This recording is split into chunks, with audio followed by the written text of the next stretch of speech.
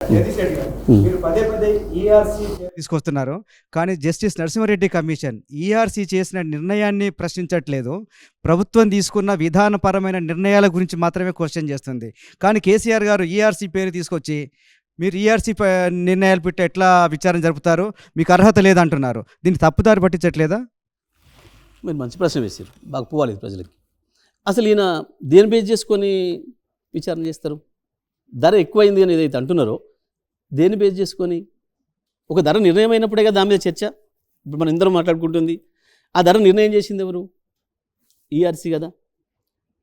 Simple. దీంట్లో ఇదే పద్ధతుల్లో ప్రజల్ని కన్ఫ్యూజ్ చేసేదానికి వాళ్ళకి ఇష్టమైన పద్ధతుల్లో లీకేజీలు ఇస్తూ ప్రజలు పక్కదారి పట్టిస్తున్నారు. అసలు నిర్ణయం అంతా కూడా ధర పైన. ధర నిర్ణయించింది ఎవరు అంటే ఈఆర్సీ. ఇంకా అది కూడా చెప్తాం మీకు ఇక్కడ. ఇప్పటికి కూడా ధర విషయంలో మన ఈఆర్సీకి ఛత్తీస్గఢ్ ఈఆర్సీకి భేదం ఉంది మధ్యలో. దాని కొరకే అక్కడ ఆప్టెల్లో అప్పీల్ చేసిండ్రు. అయినా మనం మన ఈఆర్సీ నిర్ణయించిన ధర ప్రకారమే ఇప్పుడు చెల్లిస్తున్నాం. ఫైనల్గా ఆ ఈఆర్సీ పైన ఆప్టెల్ ఏదైతే ఉందో వాళ్ళు నిర్ణయం తీసుకున్న తర్వాత దానికి ఫైనల్ పేమెంట్ అవుతుంది. వాళ్ళు మనం ఇచ్చిన ధరనే ఓకే అంటే దాని ప్రకారమే ఉంటుంది. లేదు ఛత్తీస్గఢ్ ఇచ్చింది ఓకే అంటే దాని ప్రకారం చేయాల్సి వస్తుంది. లేదు ఇద్దరి మధ్యన మాయా మీడియాగా వాళ్ళు కరెక్ట్గా అంచనా వేసి. అయితే మీకు ఇంకొక విషయం క్లారిటీ ఇస్తా. ఈ ధర నిర్ణయించేటప్పుడు ఎట్లా నిర్ణయిస్తారు అని అంటే, ఏ ప్లాంట్ నుంచి అయితే మనకు పవర్ వస్తుందో ఆ ప్లాంట్ యొక్క నిర్మాణ ఖర్చు ఎంత వచ్చింది, ఆ ప్లాంట్ యొక్క నిర్మాణ ఖర్చు 1 మెగావాట్కు ఎంత వచ్చింది అనేది ఒక నిర్ణయం చేస్తారు, క్యాపిటల్ ఎక్స్పెండిచర్. ఆ తర్వాత రికరింగ్ ఖర్చులో రోజువారీగా పెట్టే ఆ కోల్ అది వాళ్ళకి ఎంత ధరకు వస్తుంది అనేదాన్ని తీసుకుంటారు. ఈ రెండింటిని కలిపి నిర్ణయం తీసుకొని ఈ రెండింటి మీద వచ్చిన ఖర్చు, దాని మీద వస్తున్న ఉత్పత్తి, దాని ప్రకారం ధర నిర్ణయిస్తే ఎక్కడైనా భారతదేశంలో ఏ ఈఆర్సీ అయినా, ఇది ఈఆర్సీ అనేది చట్టబద్ధంగా రాజ్యాంగబద్ధంగా ఏర్పాటు చేసిన క్వాజీ జ్యుడిషియల్ సంస్థలు. ఇది ఫస్ట్ తెలుసుకోవాలి. మీకు ఈఆర్సీ ఇచ్చిన అప్రూవల్ వేరు, మీరు దాన్ని ₹3.90 ఫర్ యూనిట్ చెప్తూ, కానీ వాస్తవంగా మనకు రాష్ట్ర ఖజానా మీద పడింది ₹5.40 కదా వాస్తవం.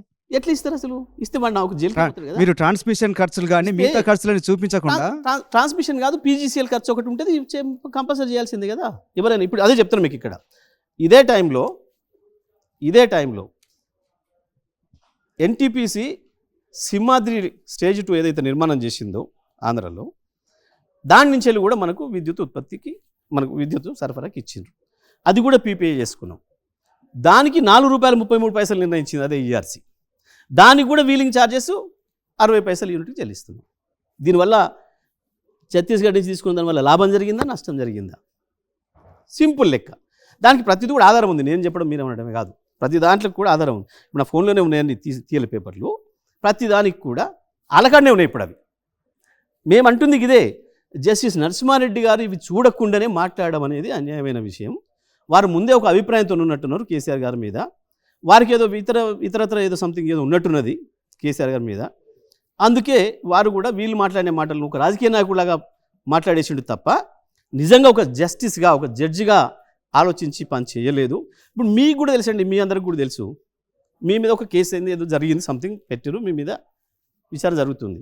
ముందే జడ్జి గారు మీ మీద ఒక అభిప్రాయం చెప్పేసిన తర్వాత ఇక మీ న్యాయవాది ఎంత మొత్తుకుంటే ఉంది, మీరు ఎంత మొత్తుకుంటే ఉంది. అంటే జడ్జి గారికి మీ మీద ఆల్రెడీ ఒక అభిప్రాయం వచ్చేసిందని తెలిసిపోయింది కదా. తెలిసిపోయిన తర్వాత ఆ జడ్జి గారి ముందట మనం ఎంత అరిస్తే ఉంది, అరవదన తప్ప ఆయనను మార్చమని అడిగే హక్కు మనకు ఉంది. అంటే ఆయన గత బీఆర్ఎస్ ప్రభుత్వం పైన ఆరోపణలు చేశారా, లేకపోతే టర్మ్స్ ఆఫ్ రెఫరెన్స్లో ఉన్న అంశాల గురించి మాట్లాడారు? దీంట్లోనే ఆల్రెడీ ఆయన ఒక అభిప్రాయానికి వచ్చినట్టు, నిజంగానే ఛత్తీస్గఢ్తో చేసుకున్న దాంట్లో ఏదో తేడా వచ్చినట్టు, ఇక నష్టాన్ని మాత్రమే అంచనా వేయాల్సి ఉంది అని చెప్పిండు. అంటే తప్పు జరిగిపోయింది, నష్టాన్ని మాత్రమే అంచనా వేయాల్సి ఉంది అనే మాట మాట్లాడిన వారు. అక్కడ మేము అభ్యంతరం చెప్పేది. మీరు ఒక ఒపీనియన్కి వచ్చిండ్రు, వచ్చిన తర్వాత మేము ఎంత మొత్తుకున్న ఉపయోగం లేదు, మీకు ఆల్రెడీ ప్రీఆక్యుపైడ్ ఆలోచనలు ఉన్నాయి మీ మైండ్లో అనే విషయాన్ని ప్రజలకు చెప్పాలి. కాబట్టి మేము ప్రజలకు స్పష్టంగా రోహిణి గారు ఇంకో విషయం కూడా చెప్తాం మీకు. నేను 6,000 కోట్లు కాదు అంతకంటే ఎక్కువనే లాభం అయింది మనకు అని చెప్పడానికి, ఆ రోజు నాటికి హర్యానాలో ఉన్న జడ్జర్ నుంచి ఎన్టీపీసీ గవర్నమెంట్ సంస్థ, ఎన్టీపీసీ నుంచి మనం కొంటున్న విద్యుత్ ధర ₹17 యూనిట్కి. ₹17. కూడంకలం నుంచి, నైవేలి లిగ్నైట్ కార్పొరేషన్ కూడంకలం నుంచి ఆ రోజుకు మనం కొంటున్న విద్యుత్ ధర 11 రూపాయలు. 11 రూపాయలు. 17 రూపాయలది 11 రూపాయలది తగ్గించినట్ట, 3 రూపాయలు 94 పైసలకే చేసుకోవడం అంటే పెంచినట్ల. మళ్ళీ అదే టైంలో అవి కూడా ఈఆర్సీ నిర్ణయించినాయి. జడ్జర్ది కానీ, కూడంకలంది కానీ, సింహాద్రి యూనిట్ 2 నుంచి మనం తీసుకుంది ఏదైతే ఉందో అవేం పాత అగ్రిమెంట్లు. సింహాద్రిది సేమ్ టైంలో అదే కంపల్సరీ మనకు రావాల్సింది నేషనల్ ట్రిబ్యునల్ దాని నుంచి, థర్మల్ పవర్ నుంచి ముందే కేటాయిస్తారు. ఆ ప్లాంట్ స్టార్ట్ చేసినప్పుడే ఇది ఎవరికి ఇవ్వాలనేది నిర్ణయం చేస్తాయి సెంట్రల్ గవర్నమెంట్ ఆర్గనైజేషన్స్ ఏదైనా. దాని ప్రకారం మనం తీసుకోవాల్సిందే కంపల్సరీ. మాకు ఇక్కడ 3 రూపాయలు 94 పైసలు దొరుకుతుంది కాబట్టి నేను మొత్తమే మీద క్యాన్సిల్ చేసుకుంటానే రైట్ కూడా మనకు ఉండదు. అంటే దీన్ని బట్టి మనకి ఏమర్థమవుతుంది, ఆ రోజు నాటికి 17 రూపాయలు అవి కొంత త్వరలో మూస్తున్నాయి. అవి ముగిసే ముందట మనం ఇది చేసుకోవాలి. ఆ విద్యుత్ మనకు ఆగిపోతుంది. ఇక మళ్ళీ మనం కంటిన్యూ చేసుకోదలుచుకోలేదు. ఎందుకంటే 17 రూపాయలు వాడి పే చేస్తున్నాం, 11 రూపాయలు వీళ్ళకి పే చేస్తున్నాం. 2 గవర్నమెంట్ ఆర్గనైజేషన్స్ మీరు చూడండి. ఓకే, మీరు అయితే దీని మీద చర్చ జరిగి, దీని మీద ఆ రోజు కూడా చర్చ జరిగి అసెంబ్లీలో నేను చెప్పింది ఇప్పుడు కూడా ఉంది రికార్డు. ఈ రోజే కాదు, ఆ రోజే అసెంబ్లీలో దీనిపైన చర్చ జరిగింది. దానిపైన నేను ఇచ్చిన సమాధానం కూడా ఉంది. ఇదే బట్టి విక్రమార్క గారు జగదీష్ రెడ్డి ఆ రోజు అడిగిన ఛత్తీస్గఢ్తో విద్యుత్ ఒప్పందం చేసుకునే సమయానికి ఇతర చోట్ల నుంచి అంతకంటే తక్కువకే విద్యుత్ లభ్యత ఉంది అన్న దాంట్లో వాస్తవం ఉందా లేదా? లేదు, పూర్తిగా అబద్ధం. ఎందుకంటే అదే సమయంలో తమిళనాడు కూడా పీపీఏ చేసుకుంది వేరే ఇంకో వారితో. దానికి వాళ్ళు పే చేస్తుంది 4 రూపాయలు 90 పైసలు. మళ్ళీ వీలింగ్ ఛార్జెస్ 60 పైసా ప్రతి యూనిట్. ఇంకా ఎక్కువనే ఉంది వాళ్ళకి, ఇంకో 2-3 పైసలు మనకంటే. అంటే దీని ద్వారా ఏమైతుంది, ఇంకోటి అదే సమయంలో పక్కన మహారాష్ట్రలో 6 రూపాయలు 7 రూపాయలకు తీసుకున్నారు. ఇంకో విషయం కూడా చెప్తున్నా, ఆ సమయంలో గుజరాత్ కావచ్చు, ఇతర రాష్ట్రాలు ప్రతిరోజు సాయంత్రం 15 నుంచి 20 రూపాయలు పెట్టుకున్నారు. మళ్ళీ మనం కూడా ఓపెన్ మార్కెట్లో మనం కూడా ఆ రోజు 5 రూపాయలు 90 పైసలు దాన్ని క్వశ్చన్ చేస్తాం. ఓపెన్ మార్కెట్ ఎందుకు కొనాల్సి వచ్చింది? ఛత్తీస్గఢ్ నుంచి 1000 మెగావాట్ల విద్యుత్ మీరు కొనడానికి ఒప్పందం చేసుకున్నారు. ఆ తర్వాత పవర్ గ్రిడ్ కార్పొరేషన్కి 1000 మెగావాట్లకు చెల్లింపులు చేశారు. మళ్ళీ అదనపు 1000 మెగావాట్లు కూడా చెల్లించడానికి ఒప్పందం కుదుర్చుకున్నారు. వాటికి చెల్లింపు చేశారు. కానీ అంత లభ్యత జరగలేదు. సో దీనివల్ల ఎక్కువగా నష్టపోయామనేది అయితే మీకు రేవంత్ రెడ్డి సర్కార్ మీకు మీ ద్వారా ప్రజలకు కూడా పోవాలి. ఏంటి విద్యుత్ ఎట్లా ఉంటుంది కొనుగోలు అనేది. విద్యుత్ కొనుగోలు అనేది ప్రతిరోజు ప్రతి రాష్ట్రంలో ప్రతి ప్రాంతంలో 2-3 తీరులుగా మారుతుంది. డిమాండ్ అనేది ఒకే తీరు ఉండదు. ఇక్కడ పీక్ అవర్స్ డిమాండ్ అని ఉంటుంది. సాయంత్రం 6 గంటల నుంచి 10 గంటల వరకు, పొద్దున 5 గంటల నుంచి 9 గంటల వరకు పీక్ అవర్ డిమాండ్ అంటారు దీన్ని. ఈ సమయంలో విద్యుత్ డిమాండు మామూలుగా డే టైం ఉన్నదాంతో పోలిస్తే కొన్ని చోట్ల 30%, కొన్ని చోట్ల 40%, కొన్ని చోట్ల 20% అదనంగా వస్తుంది. ఎందుకు అంటే మీరే ఉన్నారు మీ ఇంట్లో. ఇప్పుడు ఈ టైంకి మీ ఇంట్లో అన్ని బంద్ ఉంటాయి. సాయంత్రం 6 కాగానే మీరు ఇంటికి చేరుకుంటారు. మొదలు టీవీ ఆన్ అవుతుంది, మొదలు లైట్లు వేస్తారు, టీవీ ఆన్ అవుతుంది, ఇంట్లో గ్రైండర్ ఆన్ అవుతుంది, ఏసీ ఆన్ అవుతుంది, ఇవన్నీ అవుతాయి. ఇట్లా ప్రతి చోట కూడా మొత్తం దేశవ్యాప్తంగా ప్రపంచవ్యాప్తంగా కూడా వీటిని పీక్ అవర్స్ అని అది కాదు. ఒక నిమిషం రోహన్ గారు, లెట్ మీ కంప్లీట్. ఈ టైంలో భారతదేశంలో ఎక్కడైతే మనకు విద్యుత్ పూర్తిగా అందుబాటులో లేకనో, వీళ్ళు వివిధ కారణాల చేత కొనుక్కుంటున్న చోట ఆ కొద్ది గంటల కొరకు ఎస్ఎల్డిసి ద్వారా లేదా ఎన్ఎల్డిసి ద్వారా టెంపరీగా కొనుక్కుంటారు. ఏ రోజుకి ఆ రోజు, ఏ గంటకు ఆ గంట. దానికి కూడా ఎట్లుంటుందంటే మన 4 రాష్ట్రాలు సదరన్ స్టేట్స్కి ఎస్ఎల్డిసి అని బెంగళూరులో ఉంటుంది. అది కేంద్ర ప్రభుత్వ సంస్థ. దానికి అప్పీల్ చేసుకోవాలి మనం. ఎప్పుడు 24 గంటల ముందు. రేపు సాయంత్రం 6 గంటలకు మీకు ఎంత విద్యుత్ కావాలని మీరు అంచనా వేసుకుంటారో దానికి ఇవాళ 6 గంటల లోపు మీరు బుక్ చేసుకోవాలి. మాకు ఈ పలానా సమయానికి 6 గంటలకు పలానా 200 మెగావాట్లు కావాలి, 7 గంటలకు 300 కావాలి, 8 గంటలకు 500 కావాలి. ఇట్లా వేసుకుంటారు. ఇది ప్రతి రాష్ట్రంగా ఉంటుంది. ఆ సమయాన్ని అంటే మొత్తం ఒప్పందం చేసుకుంటారు. ఎందుకంటే మొత్తం ఒప్పందం చేసుకుంటే పొద్దున్నాక చెల్లించాల్సి వస్తుంది. కాబట్టి మొత్తం భారతదేశంలో ఉన్న ప్రతి రాష్ట్రం ఇదే విధానం అవలంబించాలి.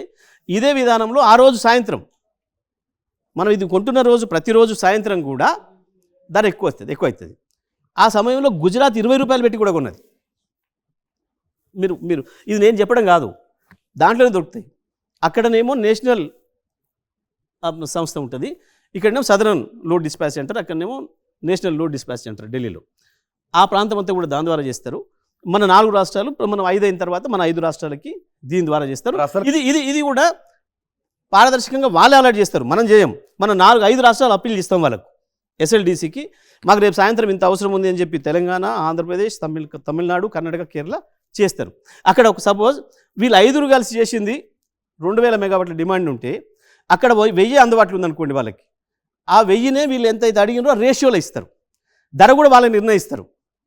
బ్యాంకు ద్వారా వాళ్ళకి వెళ్ళిపోయి కట్ చేసుకుంటారు. ఇంత పారదర్శకంగా ఉంటుంది. మీరు చెప్తున్నట్టు ఒక్క ఇంత పైసా- పారదర్శకంగా జరిగితే కమిషన్ ఎందుకు ఏర్పాటు చేశారని అనుకుంటున్నారు? అయితే కమిషన్ది దాని మీద కాదు. మ్. కమిషన్ వేసి అదే చెప్తాను మీకు. ఆ సమయంలో మనం ఏముంది అని చెప్పడానికి, ధరల వ్యత్యాసం చెప్పడానికి ప్రజలకు కూడా అర్థం కావాలి కాబట్టి విద్యుత్తును ఎట్లా కొంటారు, ఎట్లా చేస్తారనే దానికి కమిషన్ అనేది వేసింది ఈ 4 విషయాలలో.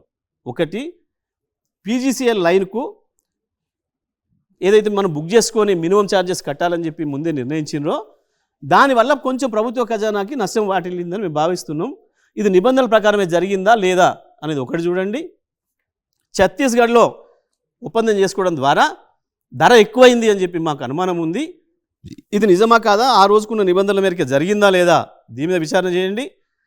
సబ్ క్రిటికల్ వాడినరు, సూపర్ క్రిటికల్ వాడకుండా దానివల్ల కొంచెం ఎక్కువ కాలుతుంది కాబట్టి వాడారు అనేది వాస్తవమే కదా. 100% డౌట్ ఏముంది, సందేహమే లేదు. ఆడు ఉన్నదే అందరూ పక్కన చెప్తా మీకు పెట్టేసిన సబ్ క్రిటికల్ ని సూపర్ క్రిటికల్, సబ్ క్రిటికల్ కూడా చెప్తాను మీకు. ఆ. ఏంటి తేడా ఏంది, దానివల్ల ఎంత నష్టం జరిగింది, ఏం జరిగింది అనే విషయం కూడా.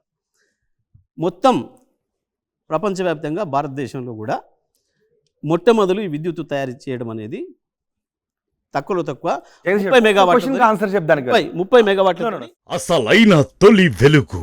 ఫాలో వాట్సాప్ @తొలి వెలుగు అఫీషియల్.